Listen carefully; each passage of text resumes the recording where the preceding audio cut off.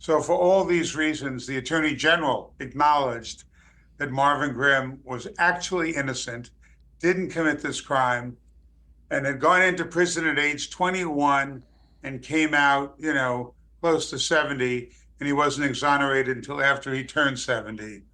So he lost his whole life for something he didn't do. It's a wrongful conviction case that has made headlines across the country.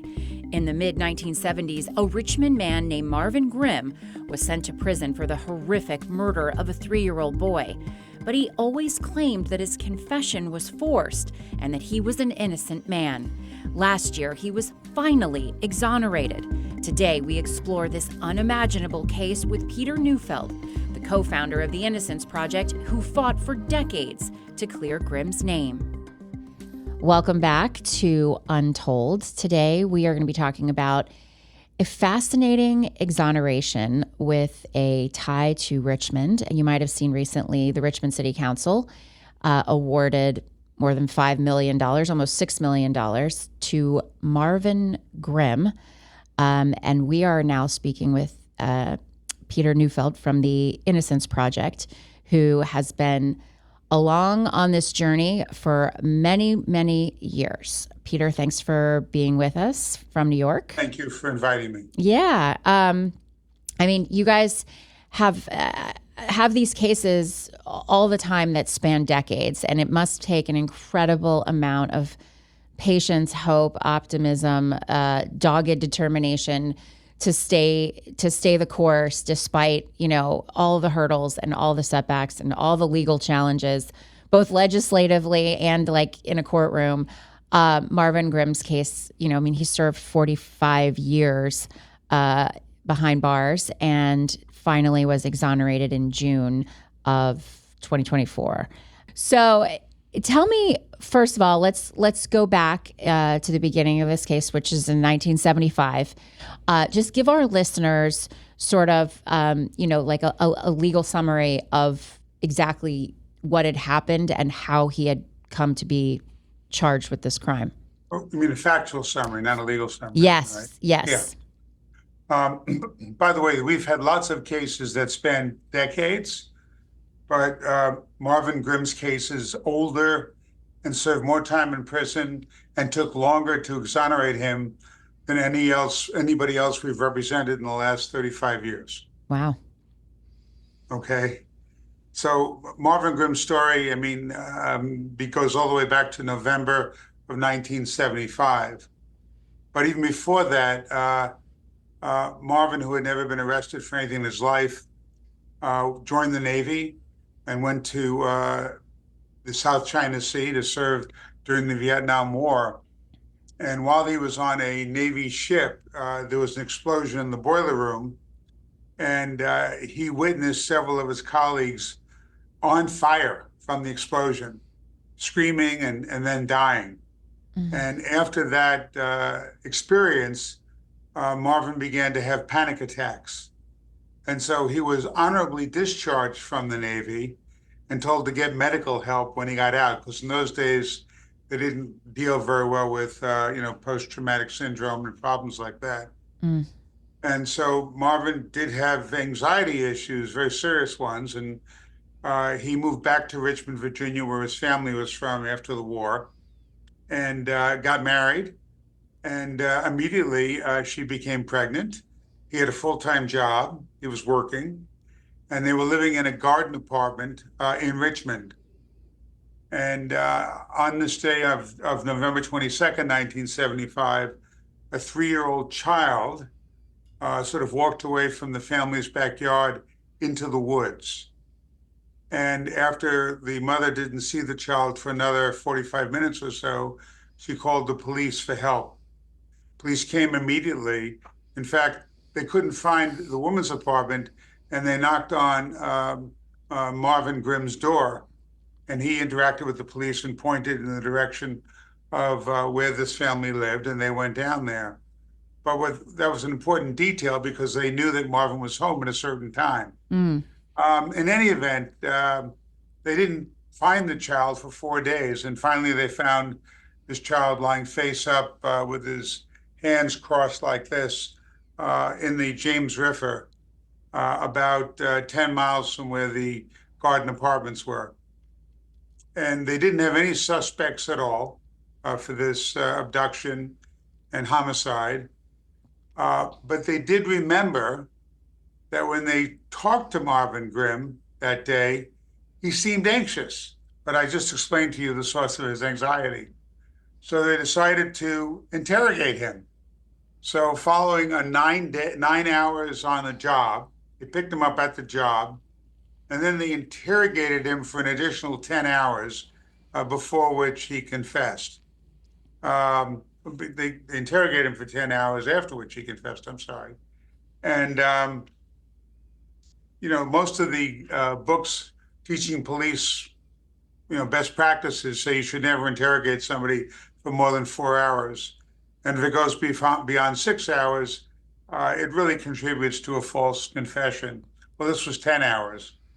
And eventually, he did confess, and he basically parroted back all the details of the crime that the detectives of the Richmond police had given him during the interrogation, including threatening him with the death penalty, telling him that he must have had oral sex with this 3-year-old because the medical examiner's office said they found semen in the child's throat.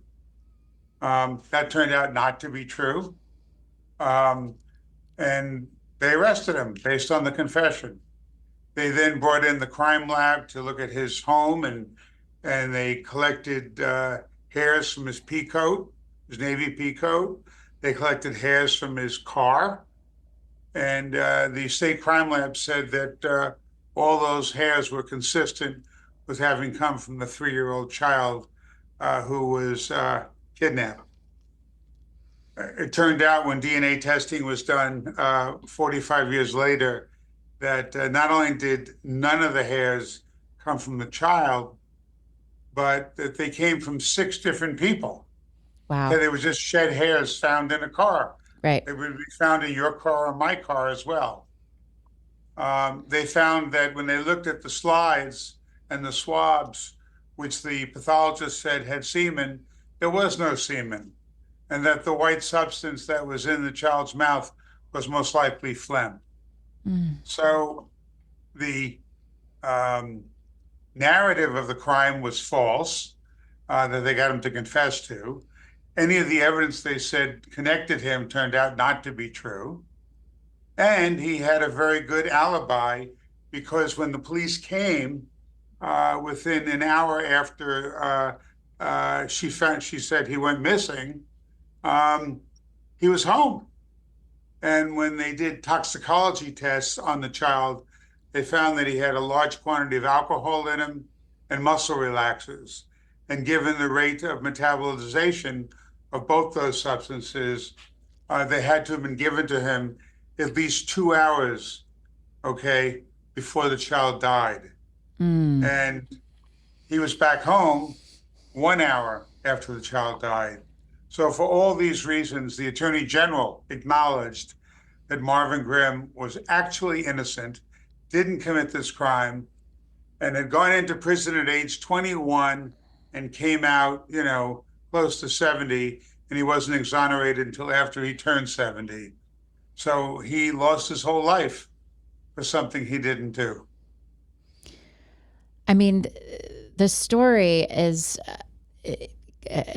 devastating. I mean, because as he has, I've read quotes from him. I understand he's not really interested much in giving interviews or doing much with the media, but I did read a quote from him saying that he had lost his whole life, and that's pretty accurate. That's a pretty accurate statement. What in what part of this story does the Innocence Project enter the picture? How soon after his conviction were you guys involved? So Marvin, on his own, tried to get DNA testing done in the 1980s, but the Virginia courts said there's no legal right to DNA testing in Virginia, and so he couldn't get it. Um, the Innocence Project was founded in 1992. He wrote to us the very first year Wow. that we came into existence. So we worked on his case, for more than 30 years. It's a long, long time. But during that 30 years, we had to lobby the Virginia legislature to change the laws so we could get testing and the right testing. The first law we had changed was in 2001. There was no law giving anybody access to DNA, and we had another case, Marvin Anderson, and after he was applied for DNA testing, they passed a statute saying that you could go to a court and a court could say under the right circumstances, you get DNA testing. So shortly after Marvin got it and was exonerated, we went to court on behalf of Marvin Grimm, not Marvin Anderson, and he got his first testing. And the very first testing showed that there was no DNA on any of those slides that were recovered by pathology, either in the person's nose or in his throat or behind his tongue or any place else that had Marvin Grimm's DNA. That was the first testing. And that was done by the Virginia State Laboratory. Then we wanted to do DNA testing on these hairs that they said matched him. And the state lab tried to do testing, but they weren't very sophisticated at that type of DNA testing that you needed if you were going to test hairs without a nucleus, just simply shed hairs. So they got no results. So then we wanted to do the testing out of state at the best DNA laboratory in the country for doing hair DNA. But under Virginia law, you could only use a laboratory within the Commonwealth of Virginia. So then we had to get that statute changed to allow us to go outside of Virginia. And they did testing on all the hairs recovered from the peacoat, hairs recovered from the car. And as I said earlier, all 7 of those hairs came back to 6 different people, none of whom matched the 3-year-old who was abducted. Of course, you still couldn't get back into court to seek a judge's declaration that you're actually innocent and you should be exonerated. Your only relief in Virginia for many, many years was to go to the governor and beg for a pardon, which is not a great avenue of relief, given that a governor is a political human being and you don't want to impose on the governor to give relief to somebody who's been convicted of abducting and killing a 3-year-old. Right.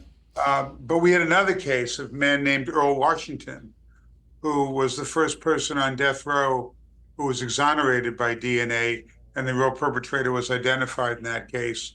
And as a result of that case, the Virginia legislature created a new cause of action called a writ of actual innocence. And so a person could go back into an appellate court in Virginia and seek relief that way. And initially it had to be limited to DNA.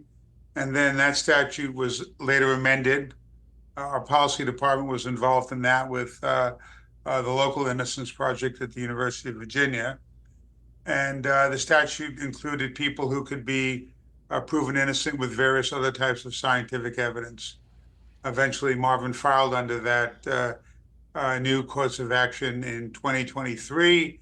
And in 2024, the Attorney General joined us in the request for relief, saying, yes, we had proven that he was actually innocent. And a court in 2024 finally granted the writ, and Marvin was exonerated.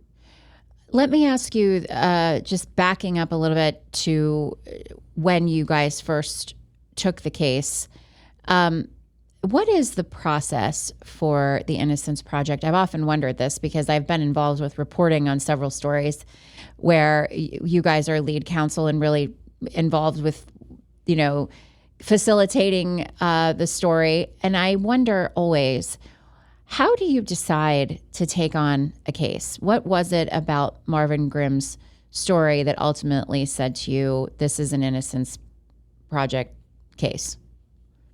So it's actually fairly straightforward. When the project started, we were limited to doing DNA cases.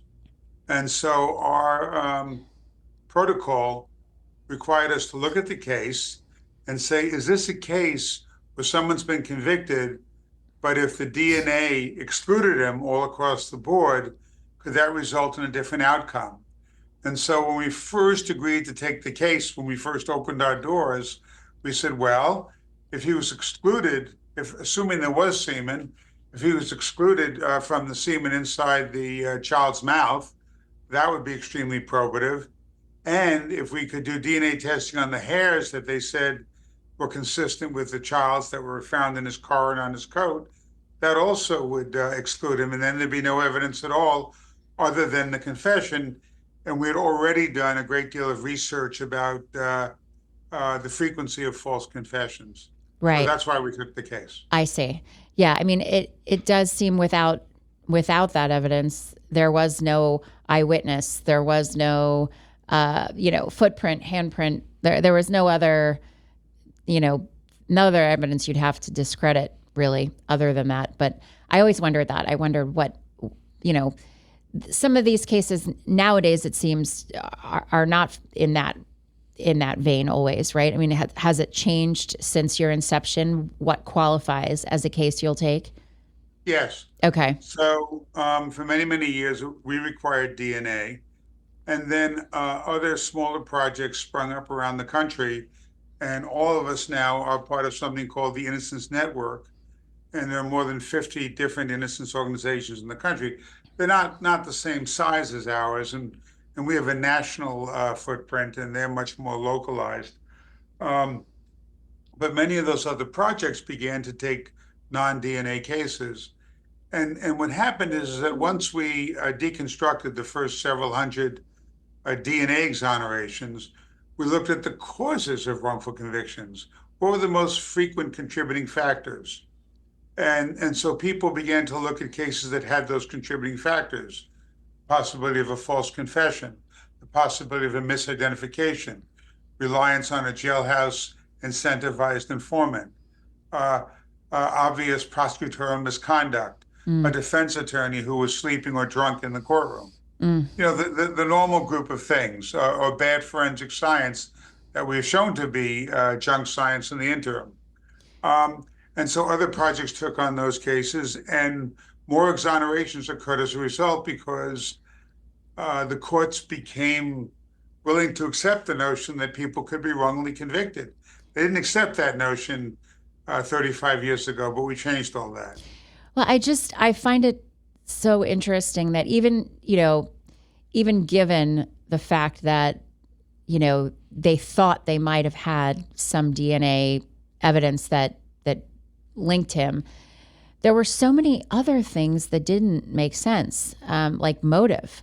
I mean, why would someone that has never had a criminal history create, such a heinous crime? I mean, a sex act against a child, and a murder, it's like, usually that's not a first offense kind of thing. And usually there's got to be some pattern of wayward behavior in their past or something. I mean, this guy was, by all counts, as you said, he was sort of a hero in the military. He lived a very normal life. He didn't have a record. He helped them point. I mean, would someone who had done something so heinous point you in the direction of the apartment where the family lived? I mean, all of these sort of natural, instinctive things that to me would have said right away, maybe this isn't our guy. I wonder if has there been any investigation into why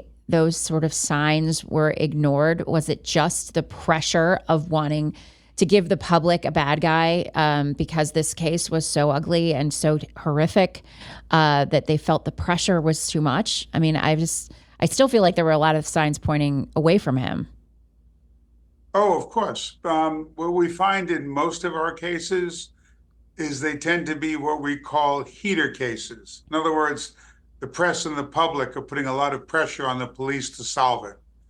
And this is exactly the kind of case that's a heater case. A small child abducted behind their home, found 4 days later in a river, with a suggestion that the child was sexually assaulted. I mean, my God, everybody was going nuts and they didn't have any leads. They wanted to close it very, very badly. Get the press off their backs, satisfy the public's need for closure. And, and they didn't realize, I think, frankly, back in 1975, how easy it is to get a false confession out of an innocent person. I mean, if you think about it, it's sort of counterintuitive. I mean, you and I think, well, my God, I would never confess to a crime I didn't commit unless somebody put a gun to my head. But the data is quite the contrary. The data is that all kinds of people falsely confess. They falsely confess because they find themselves in this pressure cooker environment with the police. They find the police sort of making threats like they did with him about the death penalty, or they just want to get out of this because they're having a panic attack. And the cops say, if you just confess, we'll let you go home. So there's all kinds of pressures that are brought to bear that contribute to innocent people falsely confessing. In fact, according to the Innocence Project data, although the single largest contributing factor to wrongful convictions in general is bad forensic science and misidentification testimony, in homicide cases, the single most frequent contributing factor is false confessions. Wow, interesting. This fits the pattern. Yeah, interesting. All right, that is a good spot. We've gotten the facts of the case and somewhat of the beginnings of what needed to happen to get this exoneration. We're going to get more into the details on exactly the sort of nitty gritty of that fight to actual innocence. And I'm going to take a quick break. In the meantime, we'll be right back. If you're enjoying Untold, like and subscribe on YouTube. You can also rate and follow us on Apple, Spotify, or wherever you get your podcasts. We are back, and I want to pick up on a point that we left on a couple minutes ago, which was that the pressure from the public was immense. The police get this confession, case closed. We now know that it really wasn't a case closed. It is really still a case open. I mean, has there been any determination on who actually did this? There hasn't, and that's not surprising. In most of the exoneration cases, the police rarely, if ever, go back and reopen the investigation. It's sort of like too much time has passed and, we're on to other things, not this one. I have to tell you, Peter, I have a 3-year-old, so that's hard for me as a parent to understand. That is, an answer that I would not be satisfied with if I were that related to that 3-year-old. It means someone did something truly evil and they got away with it.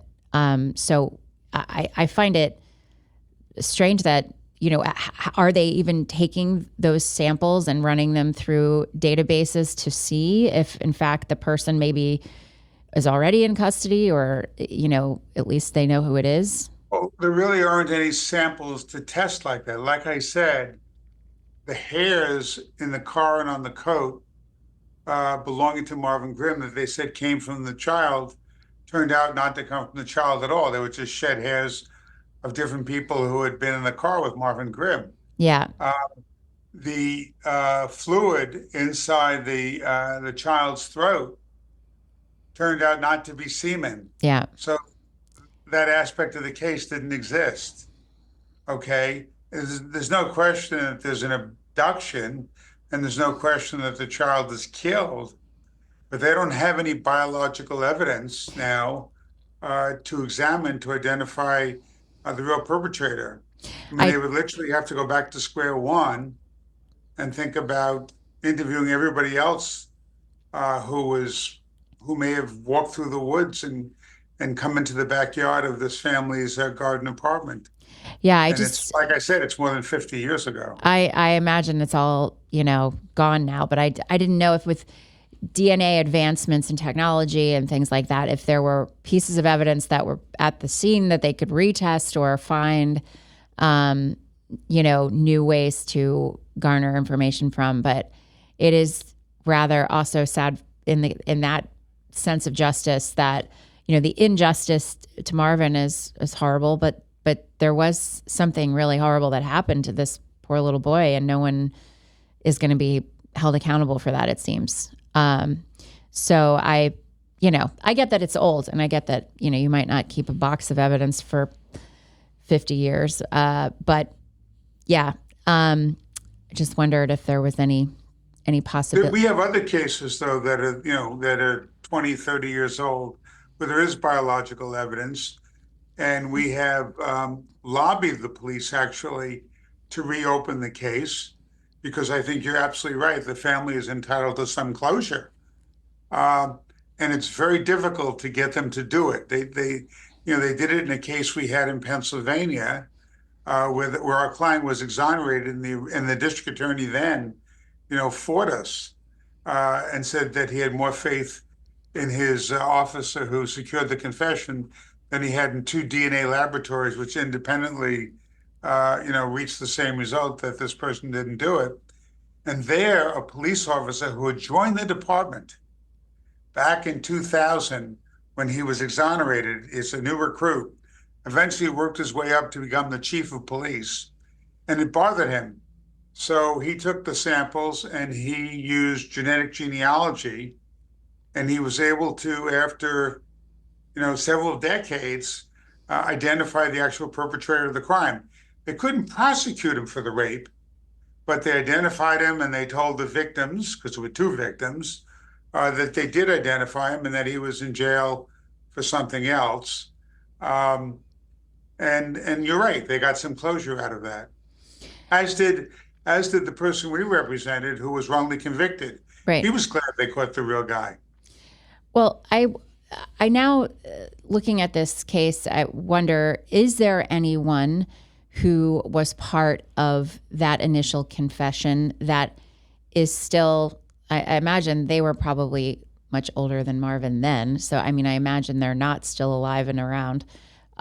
Is there anyone that was from that time that would still be alive to tell this story or to apologize or anything like that? Probably not. No, I will say this on behalf of the Attorney General. They were very supportive of Marvin Grimm when they did their independent investigation, and they expressed how sorry they were, which meant a lot to Marvin. And I think they even helped Marvin to get compensation through the legislature of Virginia. They passed a new statute, in part because of Marvin's case, that would enable somebody who could show that there had been intentional misconduct in the wrongful conviction to not only be compensated by the state of Virginia, but to receive an equal amount of compensation from the county or city that also engaged in intentional misconduct. And since the Attorney General concluded, as did the legislature, that his confession was coerced by the police, that's what set up the situation where he received $5.8 million from the Commonwealth and an additional $5.8 million from the city of Richmond. What was his mindset throughout this journey? I don't know how you stay positive or hopeful for 45 years when time and time again it seems like every time you lift a hurdle, it seems like there's another one to get around, just for the chance, not to actually prove your innocence, just for the opportunity to try. Seems like the hurdles were endless. How would those who represented him describe his mindset throughout? So trying to ascertain the mindset of people who are ultimately exonerated is a great question, because quite honestly, those people are different than the two of us. Right. I mean, I think if I was locked up for something I didn't do, I would either be killed or kill somebody while I was in prison. Mm-hmm. I can't imagine making it for 5 years, much less for 45 years, as Marvin did before he was released on parole.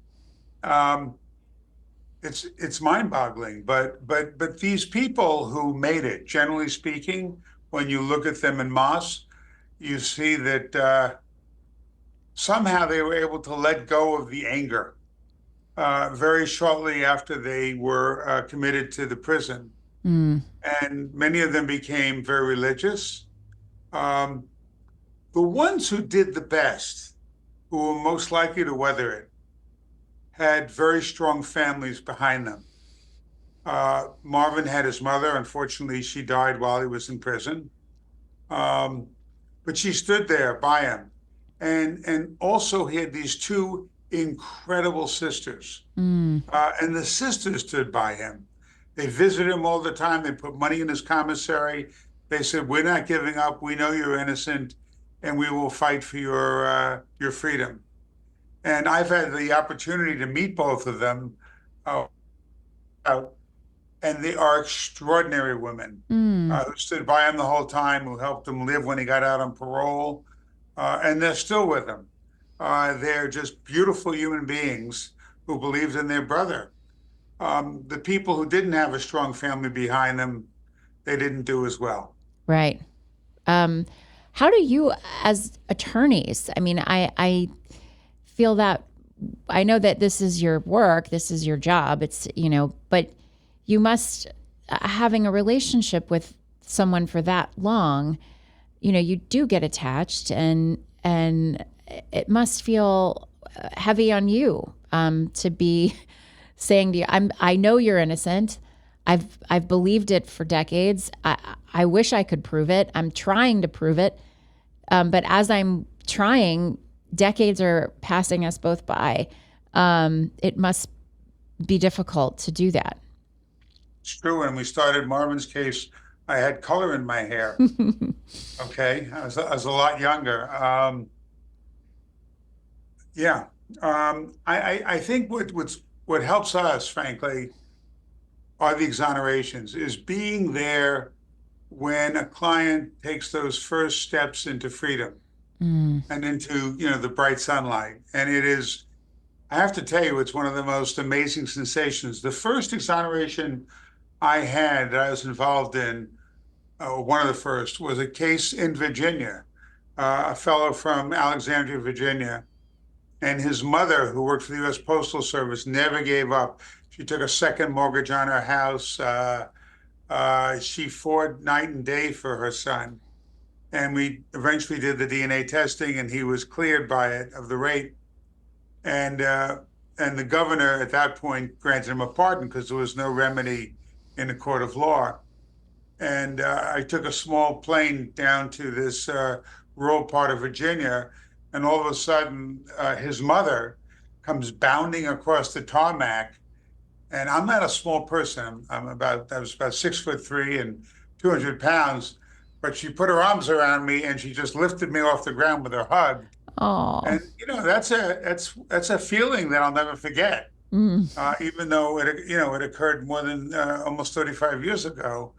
And it's the inspiration of the exonerees which enables us to do the work we do.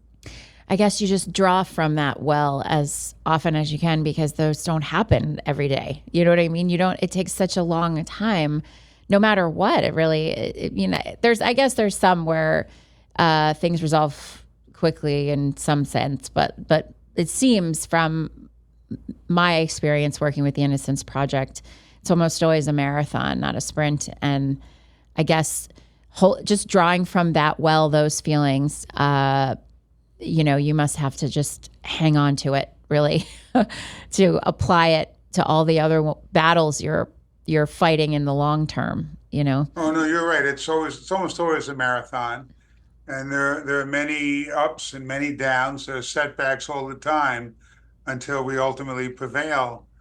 But we're quite confident that if we believe that someone is innocent, that we will ultimately prevail. we haven't always won. We had an innocent client executed a couple of years ago. It was very, very traumatic for everybody, more particularly the client's family. We have another person who we're completely sure is innocent, who's scheduled to be executed in mid-October in Texas. And we're doing everything we can to prevent that execution. But, you know, we still live in a nation where people, favor retribution over compassion, where they're more motivated by fear than they are by optimism. And as long as those things exist, we're going to have wrongful convictions and we're going to have innocent people executed. Let me ask you this. Has the path to trying to prove innocence become less cumbersome since, over the past 5 years, 10 years? I mean, I don't know where you would start the path or end it, but it seems obviously in Virginia, as a snapshot, there were a significant amount of sort of legal impediments to trying even to get before a judge to try your case. It seems like some of those have since been removed and laws have been adjusted. Looking at it from a national perspective, is that a pattern that trends, or are there still many states where it's just virtually impossible if you're convicted to get the shot to try to prove your innocence? Unfortunately, there are still a number of states where it's almost impossible to get that shot. But I'd be remiss if I didn't say that, number one, when we started the project, there were only a couple of states that didn't put a time limit on when you could get back into court with new evidence of innocence. And now, basically, every state in the union allows you to get back at any time if you have compelling evidence. There are a few exceptions, and there's some people who don't even think it should be unconstitutional for a state to execute somebody who they believe is actually innocent. We have a client right now in Alabama who's been on death row for almost 34 years. And the DNA not only exonerates him, but identifies the real perpetrator. And nevertheless, the Attorney General is adamant that they want to put him to death, notwithstanding overwhelming evidence of innocence. So I'm guessing Alabama is one of those states where it's still impossible. I'm guessing maybe Texas to be another. Would those two be your top two? No, I mean, I don't have a top one or a top two. I just have the recent example in Alabama, but it's difficult in many states. And one of the things that's happening recently, which is very troubling, is that I guess some of the states are saying that, maybe we should repeal some of the reforms that we've enacted in criminal justice over the last 15 years and be tougher and make it more difficult. Mm-hmm. So we're very surprised to see that happen. One of the good things that's happened, on the other hand, is a number of jurisdictions have established conviction integrity units in their district attorney's offices, and they will work with innocence organizations to reinvestigate cases. Most of those integrity units, unfortunately, are totally ineffective, but there are some that have done an incredibly useful and helpful job in investigating, uncovering actual innocence, and joining the innocence organizations and moving to throw out the conviction. Mm. Well, So there are good signs and bad signs. Right. It's not all negative trends. There's some silver lining too. Well, that's good to hear. I think this is another good spot to hit pause. When we come back, I want to get into more on trends, sort of a wide lens look at the justice system and patterns and, again, forced confessions. I think, a lot of us think those are a thing of the past, but it sounds like they're not. So we'll get into that in just a minute. We're going to take a quick break. We'll be right back. If you're enjoying Untold, like and subscribe on YouTube. You can also rate and follow us on Apple, Spotify, or wherever you get your podcasts. Okay, Peter, we are back, and we are exploring this idea of forced confessions as it pertains to Marvin Grimm back in 1975. But how often are you seeing cases where police are still using similar tactics to get confessions out of people? Does that still happen today? So most of the tactics that were used in 1975 with Marvin are currently being used throughout the United States. No. Um, those kinds of tactics include the false evidence ploy, where you tell the individual who you're interrogating that you have found certain evidence that inculpates them when you haven't. Or if there are two people involved and the person knows you're also interrogating their buddy in the next room, they will falsely tell the subject that, hey, your buddy says you did it. And the only way you can get out of it is to say that he did it and that you were just on the perimeter. Uh, that kind of false evidence ploy is very, very common still. Another is telling somebody, hey, the person who confesses first goes home. We don't really want to indict you. We just want you to say that you were there and you saw this happen. Um, that's very, very effective. So there are all kinds of things like that that are still being used throughout the United States. The first reform that we were successful in getting implemented in an overwhelming majority of the states was to require a video recording of the entire interrogation while the person's in custody. That was very useful. What we're doing now is we're trying to get police to change the way that they interview suspects. So in most jurisdictions, um, as soon as they bring the person into the interview room, that person is presumed to be guilty. In fact, the way the police are trained is to look at the body language of the subject and make an initial determination of guilt or innocence based on that. Are the person's feet pointed toward the door? Is he gesturing with his face in a certain way that's indicative of guilt and that he's hiding something? It's absurd. And there are a number of studies to show how unreliable that assessment of body language is.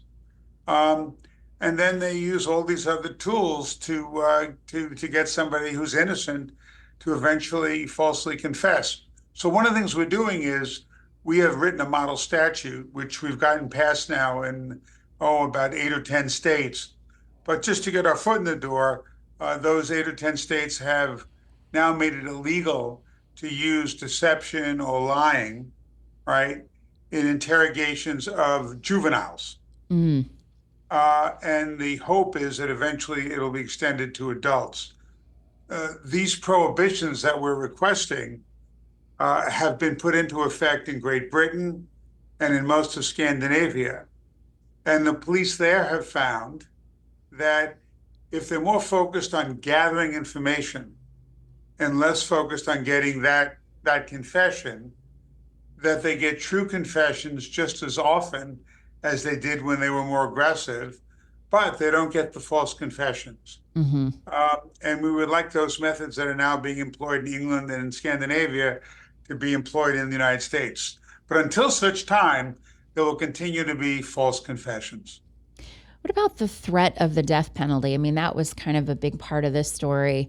You know, like you said, well, you wouldn't yourself confess to a crime you didn't commit unless somebody had a gun to your head. And, you know, when you said that, I thought, well, telling somebody they're going to get the death penalty is pretty much putting a gun to someone's head in a way.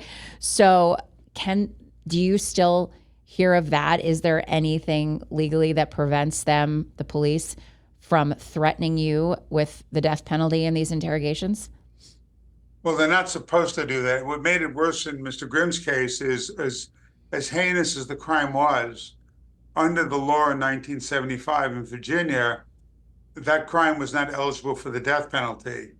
For a kidnapping followed by death to be eligible, you had to kidnap for the purpose of getting money from the victim's family in order to make it a capital crime. And this wasn't. So they also it was a false representation that he get the death penalty. But even if it was a true representation, I agree with you completely. And we've seen it happen with other clients of ours. In fact, we had one client in Texas where the interrogator took him into a hotel and he drew on a piece of paper a noose and then, put his picture inside the noose and said, if you don't want this, another one, it was, they drew a picture of the needle and they said, you're going to get a lethal injection, unless you confess. Well, obviously, those kinds of threats are extremely coercive. Um, and they get away with it all the time. Also, you got to remember, in the absence of a videotape of the entire interrogation, the police officer will deny that any of those things were said. Right. And then it becomes he said competition. And frankly, in 99.9% of the cases, the judge is going to believe the police officer over the defendant. And so in your experience now, how many of the interrogations that you see are fully recorded? Is it pretty standard? It's become fairly standard in a majority of the states, but there are still many states that don't mandate recording. And a lot of the states have a catch-all exception that it wasn't possible for us to do it. There were too many people in the one room that had the camera, so we did it elsewhere. We couldn't wait.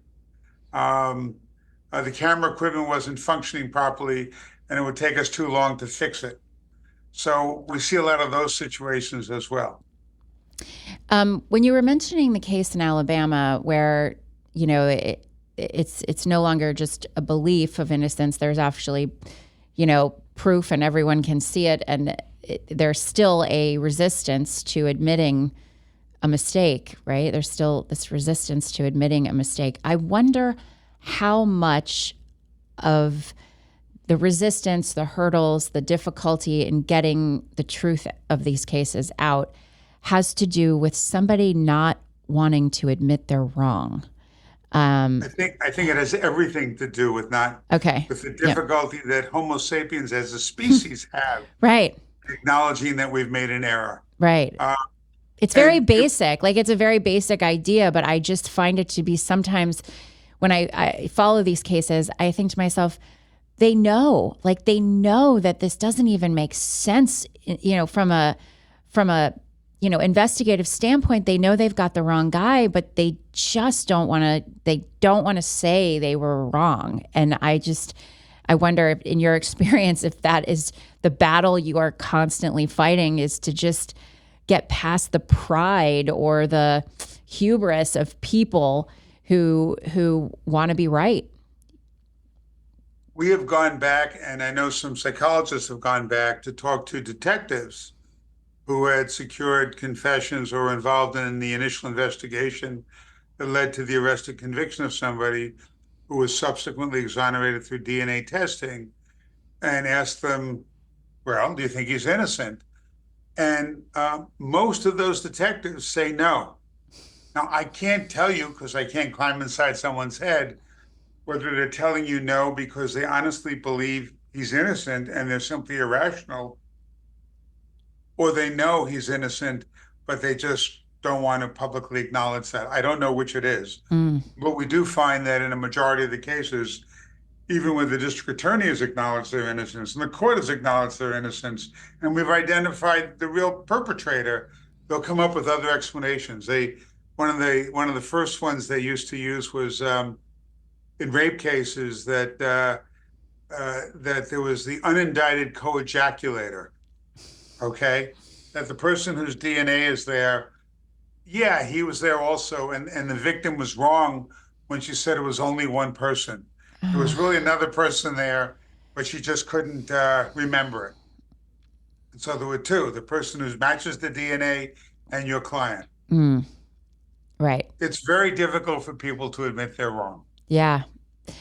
DNA has forced, the hand of a lot of these people, because at a certain point, you can maintain that the person is guilty all you want, but the evidence is the evidence, and now it's become quite sophisticated, and in some cases irrefutable, and it's kind of forced people to have to admit it. Do you feel like the advancement with DNA technology has bolstered the belief in innocence projects and their value? I mean, do you feel like seeing these results that you have has in some way said to the world, like, hey, maybe we are getting this wrong sometimes, and maybe we should kind of give these groups some runway to try these cases? I think there's no question that there's been an evolution that people are much more willing to acknowledge. I mean, the public, juries, uh, the public in general is much more willing to accept the notion that innocent people have been wrongly convicted. We started with doing DNA testing because that was the gold standard of innocence. And now courts and the public are more willing to accept, even without DNA, other compelling evidence to demonstrate that people are innocent. So yes, the tide has definitely turned that way. The only people who are still reluctant are certain detectives and certain prosecutors who go through what I call the sort of arc of denial. And it's very difficult then to complete that arc and finally get to an acknowledgement of innocence. We had a case that we retried in Pennsylvania where an 80-year-old widow had been raped and murdered in her own house. And all they had against our client was a confession. And he spent 25 years in prison. And the DNA testing came back on the sexual assault kit, showing that it was actually committed by a person who was a crack addict who lived in an abandoned building a block and a half from the victim. And so the case was retried, and the prosecutor advanced a theory that our client broke into the house, raped the woman but didn't ejaculate, then killed her and left. And that the crack addict was walking by and saw her front door ajar, walked in, and raped and anally sodomized a corpse. Oh my God. Okay. So it brings me back to something that a judge from the Texas Court of Criminal Appeals said on a PBS television show 20 years ago. And she was interviewed walking out of the court. I think it's Justice Keller. And she was carrying her robe. And she said, you can never prove someone is innocent because I can always come up with a new theory of guilt. I mean, that's pretty frightening to anybody. Yes. That's pretty frightening to everybody. And yeah, I mean, that example, the lengths people will go to keep the narrative from changing is not in their favor. They'll change the narrative in extreme, obscene ways just so they don't have to be wrong. I mean, Right. that's... Fortunately, to the average citizen, these post hoc they're outlandish, and they explanations can... Yeah. are outlandish, are Yeah. irrational, Yeah. and people reject them out of hand. But that doesn't stop them from promulgating them. And quite frankly, But this when is they do this is that, it supposed to shows be something. a respected legal person. I mean, this isn't just like, the person who is manufacturing this is supposed to be someone that has some degree of credibility under the law, right? I mean, that's the part that gets, a little bit disheartening. Well, it gets even more disheartening because despite these insane narratives that they're putting forward, our clients are ultimately exonerated. But if these people who have that much responsibility and authority as attorney general, as district attorney, as state's attorney, are willing to go to such lengths to provide a completely irrational and illogical explanation of guilt, then they really are unqualified to sit in judgment of all these other cases that are being worked up by the police and separating the wheat from the chaff, separating the innocent from the guilty, because Philly, they don't have good judgment. It does. And they shouldn't be sitting in that seat. Does call it And into so question. I'm less worried about our clients who are eventually exonerated anyway than I'm worried about all the other thousands of cases that go before them. Well, last question, and I'm not sure if you have much contact with Marvin Grimm, but how is he doing? How is life now for him? So for better or for worse, whenever we represent somebody for multiple decades, when they're exonerated, they're part of the family and we're part of their family. And so we've got Christmas cards and birthday cards for years after.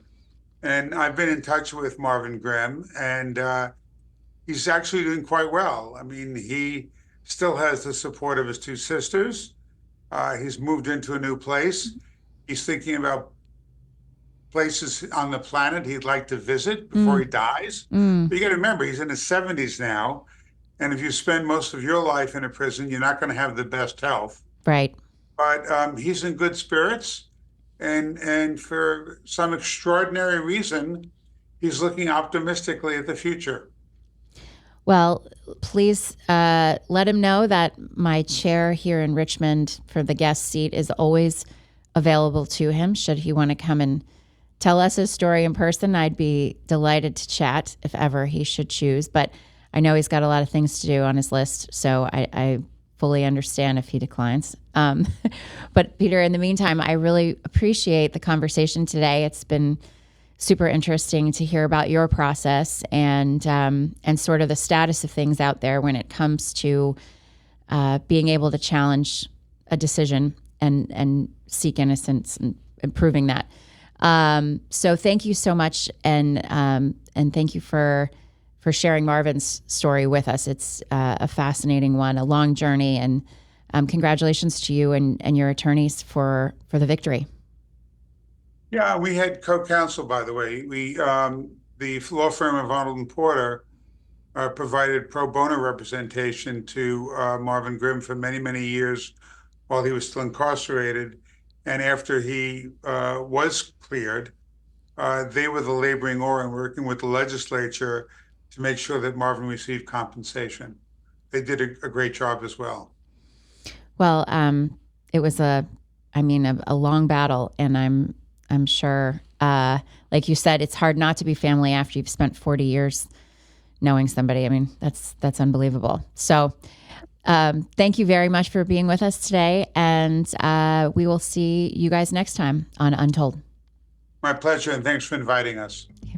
Untold is a production of WTVR CBS 6, executive produced by Mike Bergazzi and Catie Beck, directed by Nick Maharaj and Brock Taylor, and edited by April Harshman.